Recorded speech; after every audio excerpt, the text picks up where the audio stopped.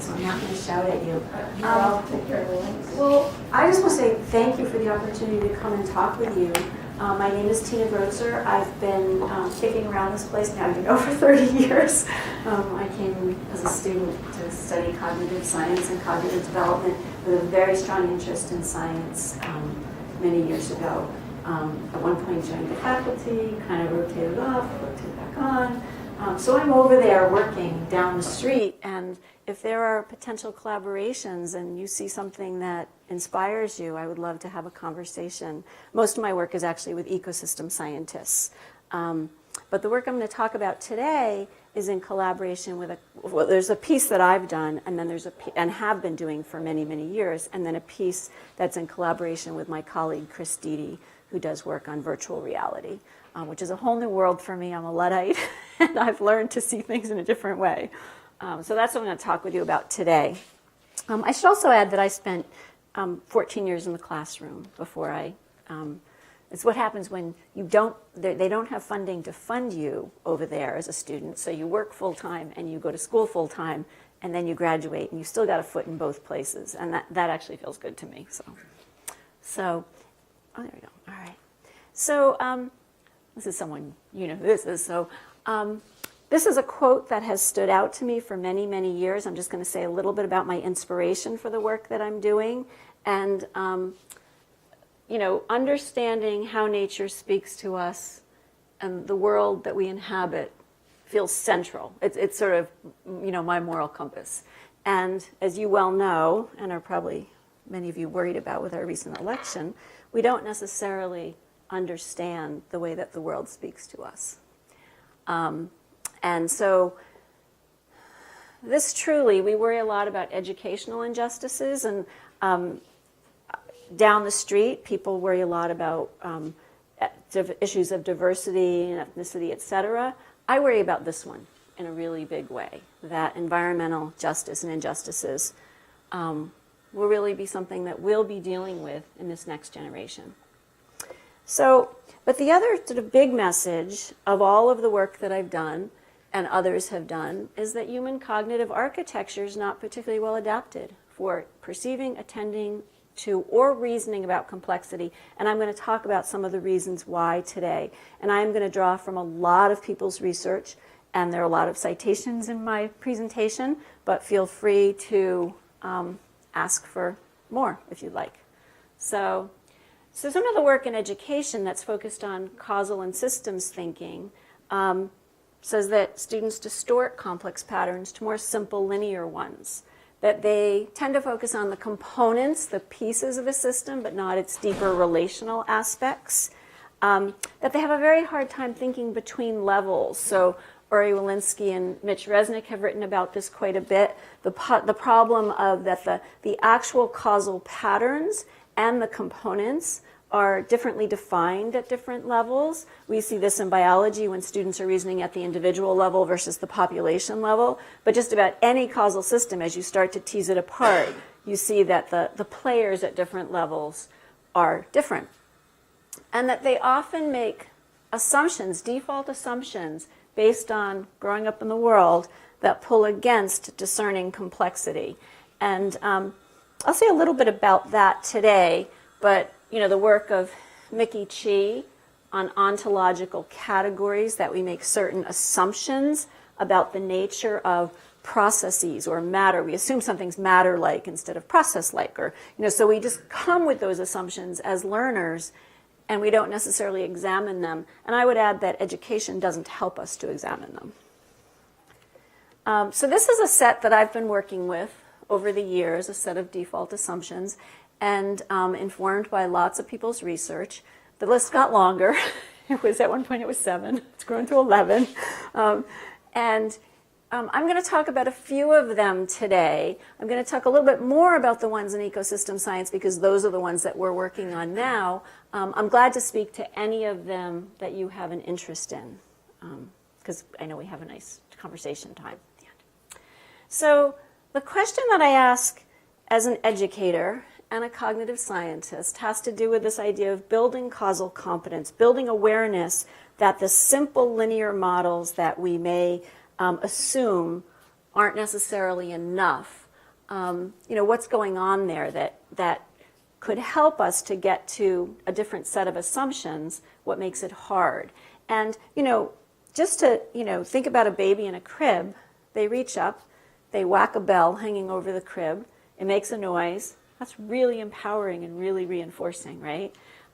They cry, somebody comes with a bottle, they don't know that somebody had to entertain the little first and, mixed up a bunch of formula and there's a mess all over the kitchen and there's 15 bottles here and there. All they know is they cried and it came. Maybe a time delay, little bit of causal complexity in that feature, but typically it came. So what makes these other types, these other forms of causal competence so elusive?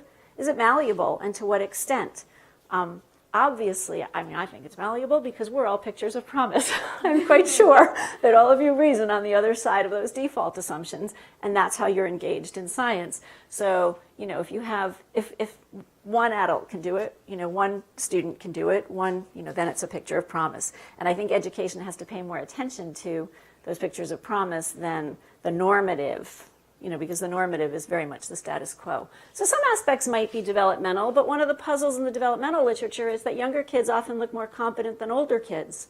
So what are we doing in education? How are we reinforcing certain kinds of assumptions that can get in the way? We saw this in our research on probabilistic causation, where we had kindergartners playing games, and they understood the probabilistic causal nature of it, but yet the sixth graders were telling us, well, if it doesn't reliably produce the outcome, this is what we've learned in science, then that's not the cause, not allowing for the statistical relationship between the cause and the effect. And the other question that we're really interested in is, what affordances do learners bring that educators can build upon? Because that's their repertoire. That's what they're going to be able to work from. Because those are both the assumptions, but they're also the positive side of the assumptions. Because it's not entirely negative. The kids bring a lot of really important background information. So let me just say a little bit from the research on causal induction, what a couple of the big ideas are that we're working with. And this is a summary slide. I'm going to go into each of these a little bit more. So there's this big idea of covariation. You have a cause, you have an effect. You see the correlation between them.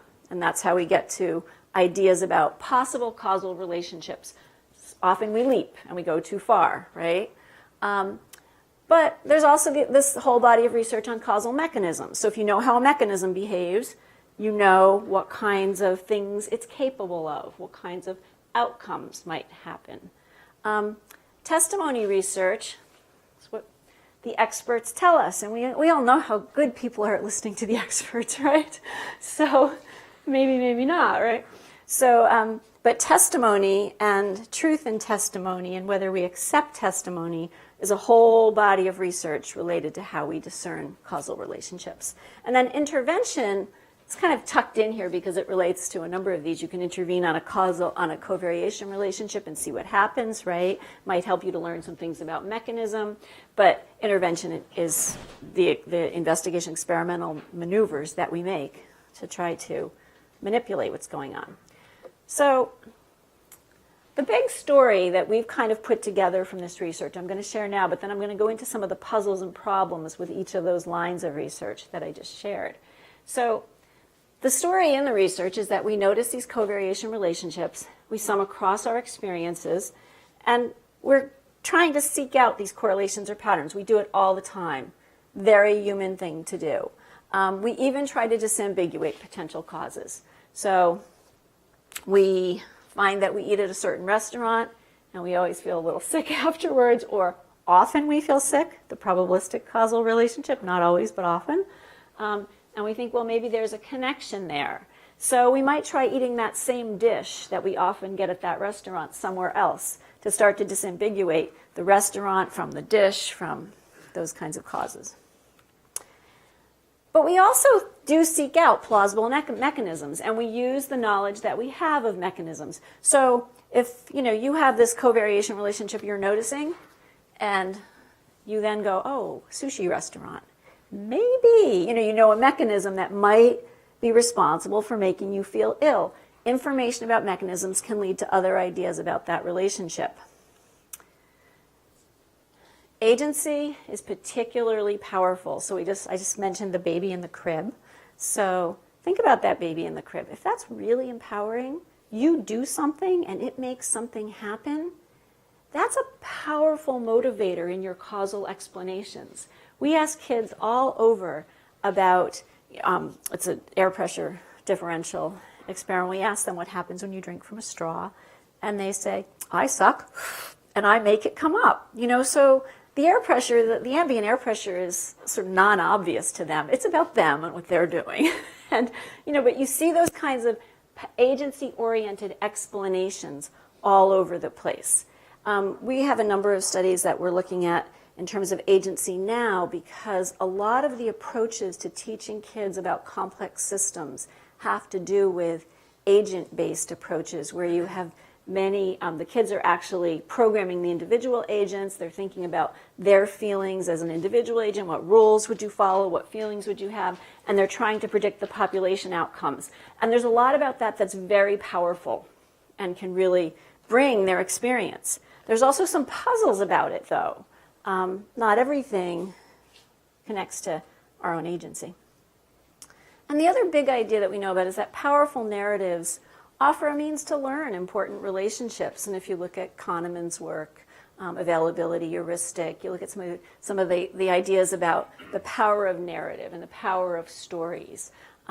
It's a way, if you think about condensing lots and lots of data in the everyday without your supercomputers, right? You've got these Bayesian relationships. How are you going to hold on to it? How are you going to convey that story?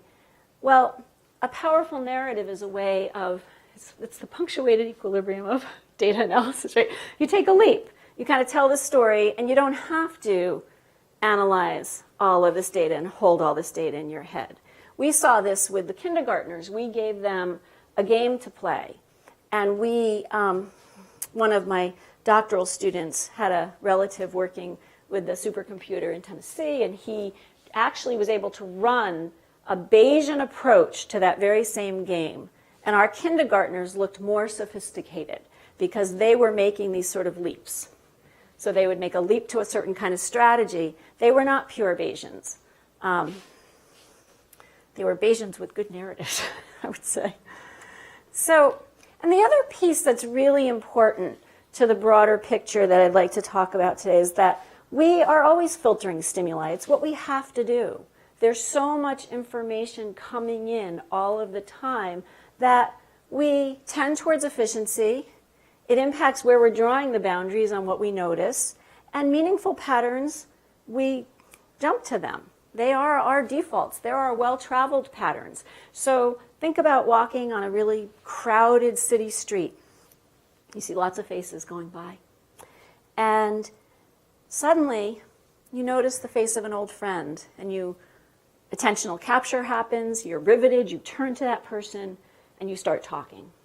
Well, at some level, you had to be processing the information in the faces to get there. So it's not that perception started at the point of attentional capture. You were attending at a low level, just sort of very low level processing of those patterns, and then you saw a familiar one and went, got that one. I know this one, I recognize it, okay? I would argue that it's very similar with causal patterns, that we see certain kinds of relationships and then we notice one that we recognize and go, oh, I know what that is. So I already basically said this about causal Bayes nets. Some of the puzzles about causal Bayes nets, the cognitive load of complexity, how do you hold all that information in your mind? If it's a covariation relationship, often the cause and the effect are not in the same attentional frame. I'll say a little bit more about that. It's often observational data. We do a lot of work in the environment, so it's observational data. There's often a lot of noise in real-world environments. How do you decide what to pay attention to in the first place if we're already pruning before we're discerning the data? So we have our default patterns. We're pruning what we see. We're not necessarily going to pay attention to the information we need to pay attention to notice the complexity. This is one I'm going to focus on quite a lot today, spatially separate causes and effects. There's also a concept that they employ called directed acyclic graphs, and they talk about the antecedents to an event, what preceded what, and sort of they show it in a linear fashion, what falls out of what. We talk about patterns that are quite different in the causal complexity research. So when we talk about air pressure differentials, we're asking kids to think about relational causalities. How does the relationship between two variables lead to an outcome? So it's a little different than than an impact diagram, I would say, that sort of shows this makes this happen. There's also the research on what people call specific generative mechanisms. So there are some challenges here too. Kids have a lot of experience with different kinds of mechanisms. But often, you have non-obvious mechanisms, and they're competing with the ones you can see. Kids will look for a non-obvious mechanism if there's no other explanation. But if there's a handy, obvious explanation nearby, it's really easy to jump to that. And there's the issue of defining it at different levels. And then the question of testimony. Do we really, can it support complex causal connection making? It interacts with mechanism knowledge. You have to believe how the mechanism works. It's not just this magic thing, right? All of the research on availability heuristics says sometimes it serves us well and sometimes it leads us quite far from the data, right? Although we're kind of playing with this idea, is it a partial answer? There are points where you have to leap, but trust in science is a well-studied and sticky issue. So I'm not going to argue that we should teach causal complexity that way. So one of the projects that we did and spent quite a lot of time on is the Causal Learning in the Classroom and Beyond project. And this was part of a career award from the National Science Foundation. And they gave us lots of time and supported my students, which was great. And the big idea here that we looked at was how particular modes of causal induction interact with the context in which it's studied, and therefore influence how we reason and understand complexity. So, the lab studies, if the things you need to pay attention to are sitting on the table in front of you, you're going to reason about them, right? But with complexity, the ontological problem's really big. How do you choose what to reason about? Classroom research, we have certain things going on in the classroom. And then real-world observation, some people study that, look that way to see what kids are doing in the real world. But each of these mechanisms is complicated when you're looking at a concept like, well, I'm going to show you, let me share the developmental concept first, and then I'll share the concept that we're looking at. So in action at a distance, this is this concept that young kids expect causes and effects to touch each other. So they're physically touching, and objects come into contact, and they expect that they'll cause something to happen. But they're very puzzled by things like shadows. Because a shadow, if you think about, you move something, if you move the wall, the shadow is not moving, right? If you move the object or the source of light, the shadow is moving around, but it's not touching it. So things like that can be very confusing to kids. But the research also shows that they can learn some cases. So magnets, remote controls. Sometimes we get inspiration from our kids. So my kid, when he was in 4th grade, said to me, he said, "Mom," he said, "look, I'm on a webcam and I'm watching a beach in Florida." I'm like, "Oh, great. Let me see what you're watching." And he said, "and the people don't even know." I'm like, "Oh, great." So then he said, "and if I wait X number of minutes, I can take control of it and move it." And he showed me how he could manipulate it. Turned out it was actually in his uncle's town. His uncle doesn't know this camera exists. Then he says to me, he said, "I can show you a discotheque in Russia, too." I'm like, "Give me that thing." It was on his iPod, his brand new iPod. And so then he said, "A goat cam in Western Mass, would that be okay?" I'm like, "That's okay, you can have it back." So, goat's laying on the camera. So they can learn about it. They can learn that they can manipulate things far away. Not in lab studies, you're not going to be able to study that. unless you give them a remote control device, but the studies haven't. So I don't think I need to say anything about that. I sometimes put this up for my folks who like to spend all their time in labs. I think that you guys will get this because you're scientists. So for the kinds of problems that we're studying, the complex, these authentic contexts transform the actual problem. So the ontological problem, how do you know what to pay attention to in the first place? So we've been studying action at an attentional distance. And here what you have are these spatially discontinuous causes and effects. When I ask people, how many of you drove a car today? They put their hands up. How many of you thought about a polar bear when you got in the car? Well, of course not. We don't do that. We prune what we pay attention to. Some of you may know do you know the Nissan Leaf commercial with the polar bear? And if not, I should have played it. Well, polar bear walks down from New Jersey, walks down from the North Pole to a New Jersey neighborhood, and you see it walking up to this fellow, and you think this guy's in for it now, right? And the polar bear gives him a hug. And in a sense, what they've done is they've taken these attentionally distant things, put them in the same attentional frame, and they've kind of said to you, if you purchase this car, you don't have to think about the polar bear every day because you already thought about him when you bought the car. But the idea here is that you have these different attentional frames. Very clever things like this address the same concept. We see these all over Cambridge and Boston, right? Just a little reminder that the cause and the effect are not in the same attentional frame. So why is that so important? So you don't have covariation to reason about when you don't have them in the same attentional frame. You can't see the covariation relationship. The kids we work with don't know much about the mechanisms for things like climate change. And if you're not learning the mechanism and able to reason back from the mechanism, you don't have that.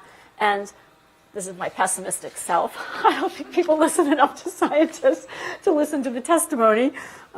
Perhaps the present, I probably should stop making political comments, but I just think that not everyone trusts testimony. Let's leave it at that. We also see the same kinds of puzzles in science education. When they're in different attentional spaces, students experience a lot of difficulties.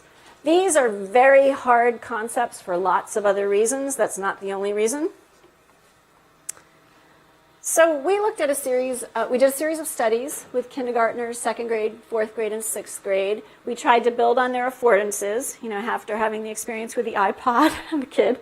I thought, okay, let's see what kids at different ages know about this. We spent a lot of time first just observing in classrooms and on playgrounds. We did a series of interviews.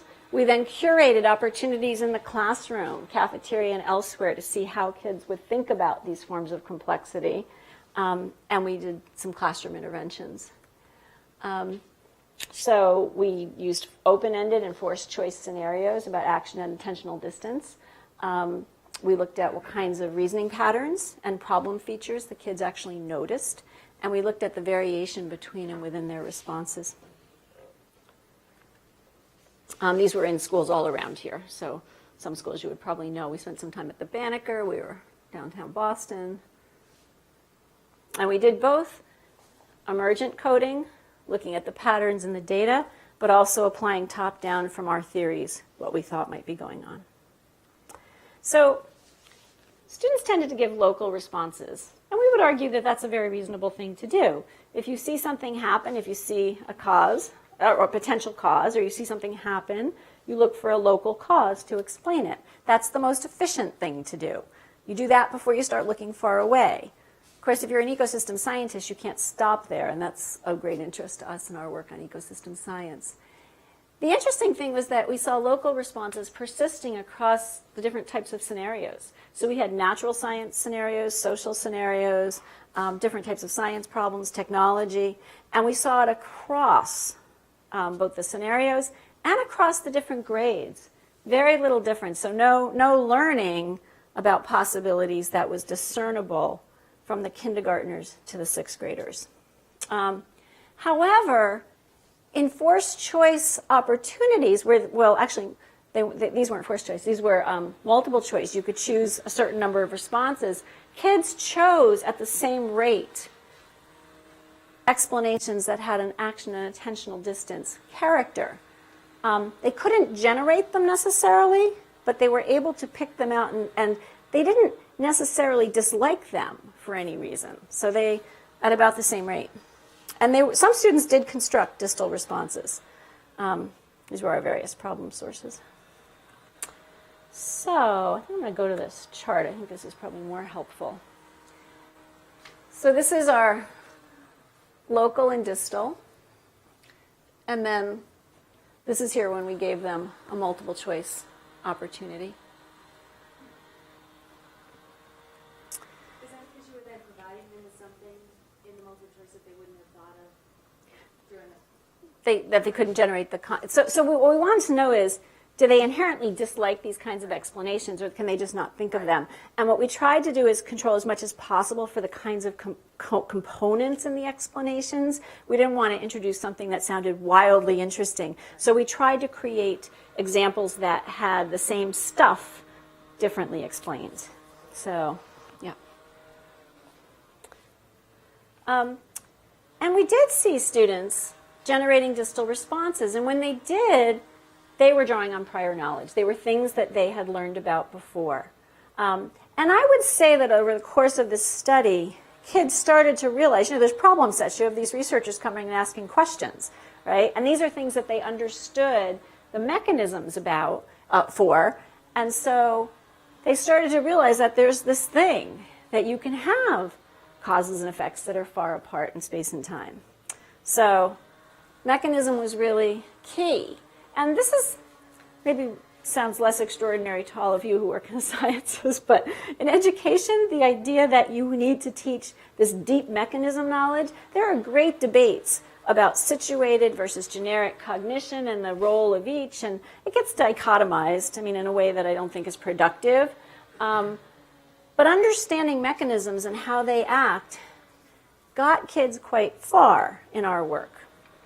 So then we went into the classroom and we decided we would try to teach some of these ideas. And we infused this into regular units on climate change. So we took the Facing the Future curriculum and inserted these in. We controlled for time on task and things like that, and added these pieces in this conversation.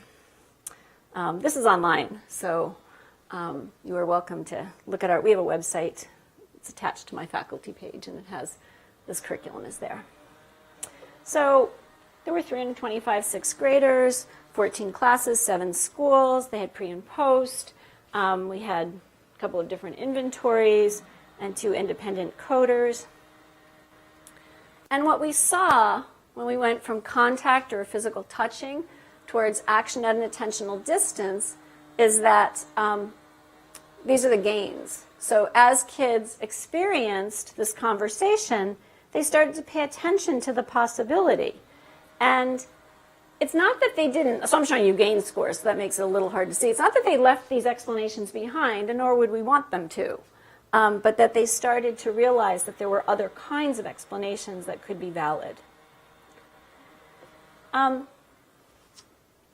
So the next thing that we did, well, what we're doing, I should say, corresponding with the work that I'm doing with Chris Deedy, is we started to think about, well, how do you teach these things in a way that attends to the ontological problem? What do we pay attention to in the world? So, we're instructing kids. That's not my favorite way of teaching them. We like to do inquiry-based. We like to sort of get it from them, right?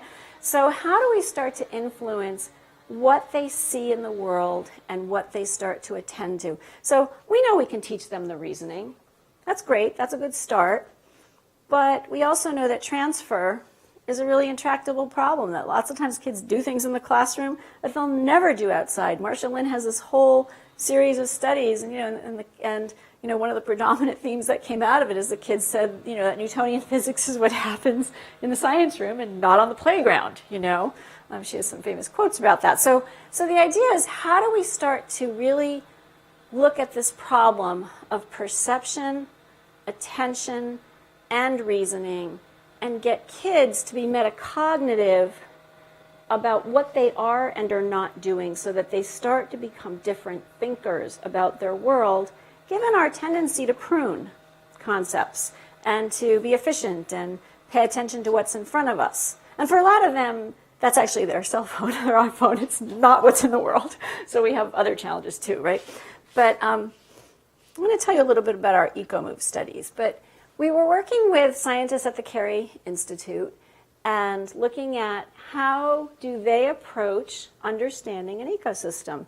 So they're thinking about spatial scales that are, I would say, action at an attentional distance, where the impacts are felt very far from their causes, broad systems, water systems, watersheds, things like that. Time delays between causes and effects, and both of these work together, processes and steady states. We often are drawn to events, we pay attention to events, it's attentional capture. Politicians know it. After 9/11, we were ready to invest a lot of money into addressing global terrorism, right? Climate change can impact our lives in a much maybe less probabilistic way, some probabilistic, in terms of the weather patterns, et cetera, but we're doing it to ourselves, first of all. It's harder if there's not an intentional agent doing it to us. Hard to look in the mirror and say, oh, it's us, right? But it's also something that's unfolding over time. And one of the things, I would go to meetings with 20 or so scientists, and including Jim McCarthy, head of the International Panel on Climate Change, people who really thought about these questions. And one of the puzzles is, until there was something event-like that grabbed people's attention, it was harder to galvanize attention and resources to address climate change issues. So, as terrible as Hurricane Sandy and Katrina were, in a sense, people started, when there was water, as Al Gore said when he was here, when there was water in New York City, and, first they said that'll never happen, and then when they saw it, it got people's attention. So how do we start to shift kids' attention to these kinds of things in the sciences and the way that they think about causal dynamics? And I will say that the next generation science standards I like them, that I think they're an advance over what we had, but they don't go in deeply to any of these forms of causality. And it's not that I wasn't on the panel. I wasn't on the panel. I was one of their expert reviewers. I wrote it up. I sent them stuff. It was a committee decision, and I somehow got on the editing floor. I don't know. But I don't think, and so teachers are asking, how do I really teach causality? What does it mean to teach causality? And they're not really being requested to in the standards.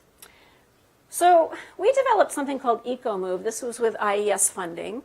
And EcoMUVE, if I put EcoMUVE up here on the screen, you would hear ducks quacking and frogs, and and we could move into it. We can walk under the water. We can travel through the world. It's a problem-based scenario, but unlike most problem-based scenarios where students are given a problem, in EcoMUVE, they have to discern it. They have to discern changes happening in the environment over time. So they move into the environment, they start wandering around doing what kids do, and they, they try to jump off the edge of the world, they go underwater, they chase fish, the fish swim away. They just sort of get to know the world and the space. There's also a lot of tools at the bottom that they start to explore with. So as they're traveling on this calendar, through this calendar, they can time travel in EcoMUVE. So they can go to different days. And on one of the virtual days, some of the kids start to notice an event which will indeed grab their attention. Then they can travel back in time and see all the things they missed leading up to this particular part of a sequence of things happening. All right? They'll notice that the water color was changing. There were different creatures around the pond. But on this particular day, I think you can't probably see that. It looks like garbage. That's a fish die-off. It's an ecological fish die-off. And it's part of a eutrophication scenario that leads to it. And it has a complex series of causes that result in the fish die-off. So once kids discover that, they are energized, and that's when they start traveling back and forth. So they can see that there were subtle shifts and changes. And what's interesting is we're actually working on a new version of this now, and the kids have a notebook where they start taking notes about their observations, and it's great to see them make a connection and go, wait a minute, didn't we notice on this day that this was happening or that was happening? And so one of the things we're asking them to do is to think about their thinking. So the fish die-off caught your attention when you saw that, and you went, oh, something's happened, right? And they actually first assume in an agency-oriented, intentional fashion that the herons they're seeing around the pond must have done it, until they realize that the dead fish are there. So if the herons are killing them to eat them, they wouldn't still be there. But their first assumption is somebody did this, right? So then they start to go back and notice the subtle things that they hadn't noticed. This actually is a human-induced version. And I'm going to talk about EcoXBT in a little bit that's more complicated than that. There are some precipitating events in a housing development that is far away from the pond. We go back and forth on whether it's action at a distance or action at an attentional distance, because in a virtual world, you can get there pretty easily. It's not like taking the bus. And those of you who know ponds in the area, EcoMUVE is modeled after Black Snook, right over here.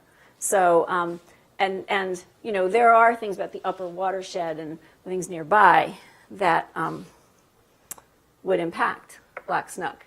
Is there actually a fish die-off there? No, not that I know of. I mean, there may have been over the years, but they happen periodically in different places. And this particular confluence of events has to do with weather, temperature, the amount of dissolved oxygen. There's some timing issues as well. And the fish that die are the bigger fish, not the smaller fish, because they can exist in lower levels of dissolved oxygen. So in order to really start to make sense of EcoMUVE, students need to know some things about the mechanisms. So we have created little tutorials for them to go into and explore, because a lot of them haven't experienced these in their classrooms. And quite honestly, even if they had, they don't necessarily bring them to bear, because now they care. It's like, the fish died, I need to figure it out. So now that information that they might have rusty in the back of their heads may become interesting. They're collecting data on the physical, chemical, and populations in the pond. They can also go into a little submarine and go down, and I didn't put them all on here, but they can go down in a submarine and look at the microorganisms in the pond to see the non-obvious there. And then they have graphical representations that they can create. So here, these are correlations. These are, these are the patterns. So if you think about the next generation science standards, we talk about this as understanding and seeking patterns. They can't come up with a causal explanation from that, but they can start to think about what might be going on. And the kids notice that, as the nitrates go up, the green algae population shortly after, time lag, but starts to go up. Then they're really curious about this bacteria population, because they don't know how to think about that yet. So that drives them to other learning quests. They look to see where the big fish are dying. Here's a largemouth bass population right here. And then, interestingly, if you put the minnows aren't in this one, because you can list 5 at a time, but the minnow population takes off. And then they start thinking about predator-prey relationships. So they're mapping between these different graphical, perceptual, and numerical, because they use the data table as well, representations. So one of the things that we did see was that significant changes in kids' ability to think about the importance of reasoning from an event to reasoning about changes over time and processes and steady states, coding their kinds of explanations and what they talked about. But we also want to know, how do they think about the spatial relationships? So in a virtual world, one of the things I really like about this is that we're able to think about, where do they go? This is starting to think about the ontological problem. What do they look at? Where do they spend their time? I'm the skeptic on the team about log file data, because a lot of times somebody will say, oh, look at the log file data. They spent 10 minutes on this. And I'll say, no, I'm looking at the video, and I happen to know they were in the bathroom. I don't even hear. So it's like, don't tell me that. I mean, that might work if you have if you have 1 million people, you might be able to get that noise out of the patterns, but we don't. We're working in classrooms with kids. So, but what we can do is we can look at the video data that we have, the audio data, and the pictures of their screen with the back-end log file data, and we can create mappings of where the students have gone and where they spent their time. So this picture of the world, and we could sort of figure out these different places. A lot of kids go right to the golf course. Has to be the golf course causing this problem, right? And we have mappings that show us different patterns, but one of the patterns we see a lot of are kids first sort of exploring kind of close, and then they start to go further. They see there's a housing development. Then they discover the fish die off, and they're right back at the pond. Makes sense to start there. And then using the affordances in the tool, they tend to get further away again, okay, using the very specific tools. But this is where we see in the log file data that tool use goes way up. So I'm going to share, I usually give a better advanced organizer than I gave you guys. I'm going to tell you a little bit about EcoMobile, which is a related project, and then I'll tell you a little bit about EcoXPT, and then I'll stop for questions. We wanted to know, how do we help them transfer this? So the virtual world isn't perfect. It has lots of parameters and constraints, and how do they take what they're learning about the way they're attending and put it out into the world? So that is Black Snook, just down the street.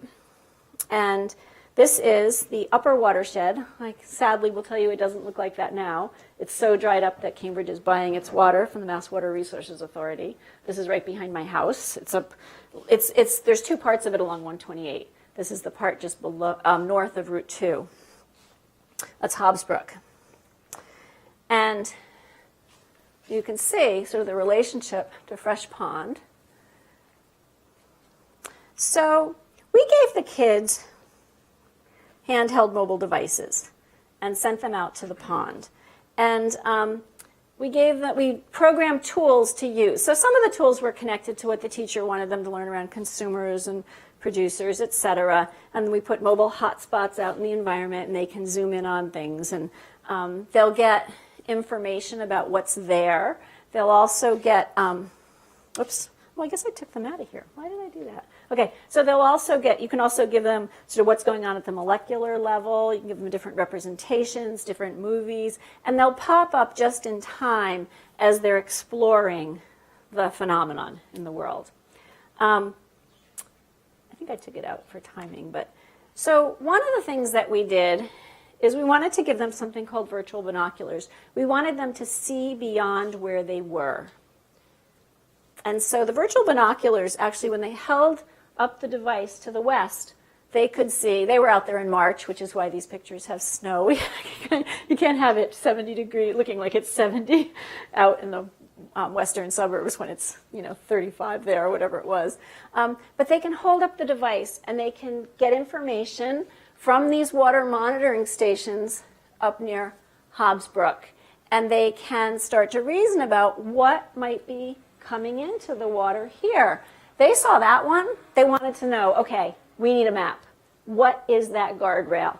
And when they realized that 128 ran next to their precious, pristine pond next to their school, they were angry, first of all. They're like, how can that dirty water be coming here? And these are kids, the kids that we studied. I'll say a little bit about the study.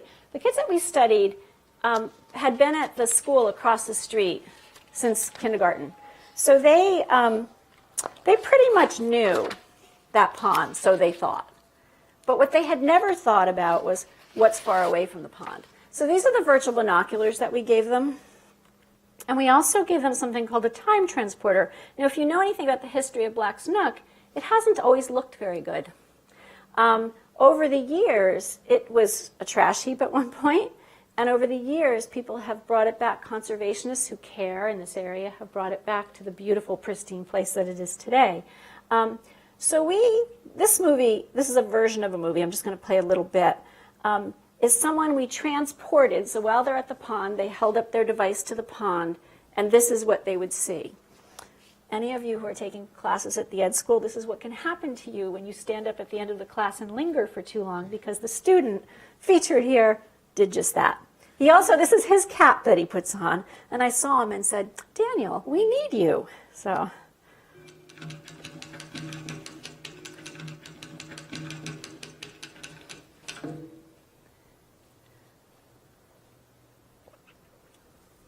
Well, that's strange.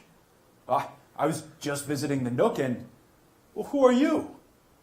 This isn't 1939 anymore, is it? Why have you summoned me here? Wow, look at this place. This really is a survivor pond. Well, why would I call it that? Let me tell you what happened here in my day. Now, when I was even younger than you, back in the 1880s, there were lots of nooks here. There was Ames Nook, Boathouse Nook, Bright's Nook, but they're all gone now. You see, the guys at the water department got worried that all those lovely marshes would let inferior water into the big pond. Well, you know, the one they call Fresh Pond, where we get drinking water from here in Cambridge. So they went around and they started filling them up. But not this one. This is the nook that wouldn't go away. Well, the official story says that in 1889, they filled the nook all the way up to the level of the surrounding land. The water superintendent said that he did not ever expect to see Black's Nook again. But then, 2 years later, it was back, and they had to fill it again. So every day, they added 700 cubic yards of fill. Well, that would fill 70 of those contraptions that you call dump trucks. But in my day, they had to haul all the dirt with horses and wagons. And guess what happened to all that fill? It just sunk. Now, one hot summer night, a great big section of fill sank 17 feet. And 100 feet away, the ground bulged up as tall as a 3-story building, 35 feet in the air. That's scary. They finally gave up trying to fill Black's Nook in 1895. Well, of course, that's the official story. But rumor has it they're still trying to fill it in. Now, we just had a hurricane here last year in 1938. And people say they dumped trees from the storm, the roof of the building, fencing, and parts of the road in there. I've heard that they even put old cars, hot pavement, bricks, gravel, cement, locomotives, you name it, right into the nook. But it just sunk in. Likely, they felt that they could dump all those things in Black's Nook because they built a wall between Black's Nook and Fresh Pond. All right. So it goes on a bit, but the kids at that point, they wanted to know what was under the water. Could we do water measurement, water quality measurements? Could we, somehow they wanted to get under it. They wanted a little submarine. And probably while we're trying to work on science misconceptions, the history teachers are probably going like, that guy has a weird combination of 20/20 hindsight, because he knows things he's not supposed to know. So I think if we were doing it again, we might do it a little differently. But it changed the kinds of questions that they had. The other thing that we can do on EcoMobile is we can map where the kids are at a real pond. This is actually a pond in Lexington. And we're able to see where they go and how they spend their time at the pond. And the teacher can bring that in to the classroom and then talk about it with them.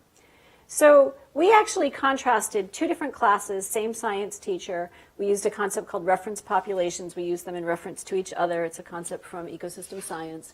And we wanted to look at what happened if we gave the kids EcoMUVE and EcoMobile together, and if we gave them all of EcoMUVE first and then EcoMobile versus EcoMobile sort of at the outset and then EcoMUVE.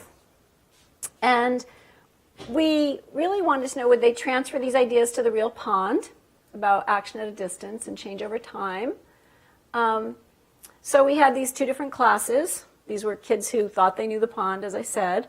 We developed narratives, and we spent a lot of time with the log file data looking and the video data, both from the kids at the pond and in the virtual world. So we looked at both of those. And so we had these different assessments intermingled, 7 days exploring EcoMUVE, post-assessments, and then we had an EcoMobile experience. But the important thing is the EcoMobile experience worked this way. Kids went to the pond, and they were observing. They wrote down all their observations for us in a thing called Fresh Air, in Evernote. And then they had the EcoMobile experience. So we had questions to say, what are the kinds of things you notice? What do you think about when you're at the pond? What do you think is important in thinking about the ecosystem here at the pond? And then they had these experiences, and then they had further observation. And that allowed us to see, do the kids who started, have done all of EcoMUVE, do they ask different questions at the outset than the kids who didn't? So, and we had all these various corroborating data sources. We can talk about that if you want. So initially, they really did pay attention to what was immediately at the pond. We did see subtle shifts in the formal assessments, okay? And we didn't see differences on the formal assessment measures between the two classes. I'm going to kind of skip by this because that just... But we did see shifts in what they attended to from the outset. So kids from the outset were... Actually, this is an EcoMUVE. Let me actually go to the... I want to skip ahead for a bit. Nope, I am in EcoMUVE. I'm forgetting my own thing here. Okay, so they did. They were paying attention. They were using the terminology. So the kids who started with EcoMUVE and then had EcoMobile brought that forward. So they brought the kinds of concepts, the terminology forward in thinking about the pond that they were at. And this was before they did any of the EcoMobile components. So that's transfer from EcoMUVE. They thought about the microscopic world because remember there's a submarine in EcoMUVE. You can go up and down. And they paid attention to distant impacts. The kids who, so they were also thinking about how it got like this too.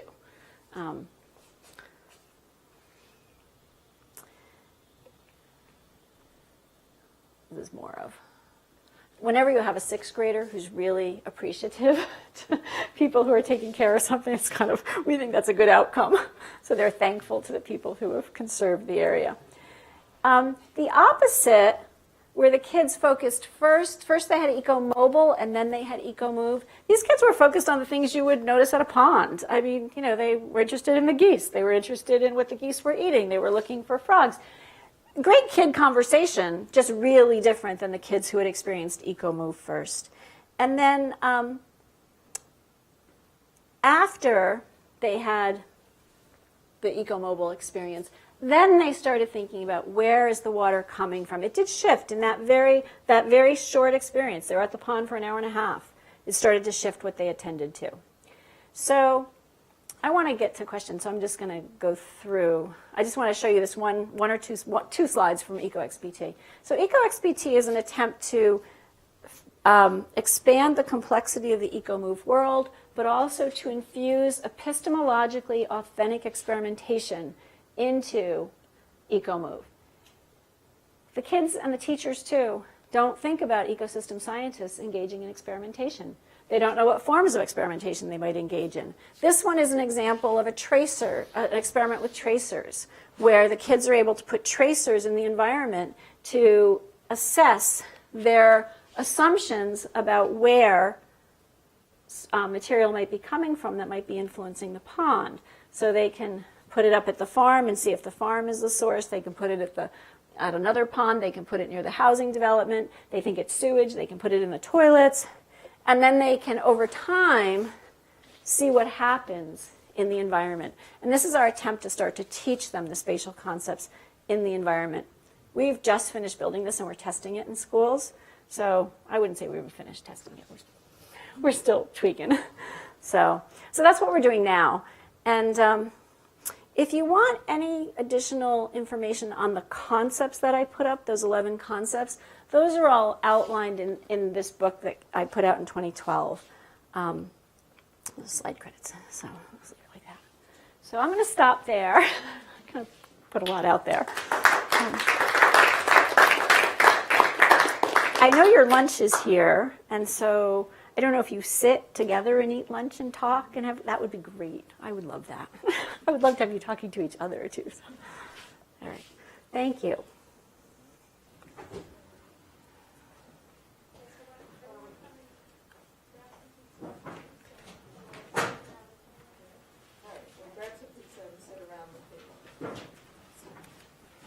Sounds good. Thank you. Before we dash off, do I have time to ask Tina a short question? Okay. Well, maybe I need to. Come ask me right now while I'm packing up. So this is all so interesting and so relevant to the research that we're doing.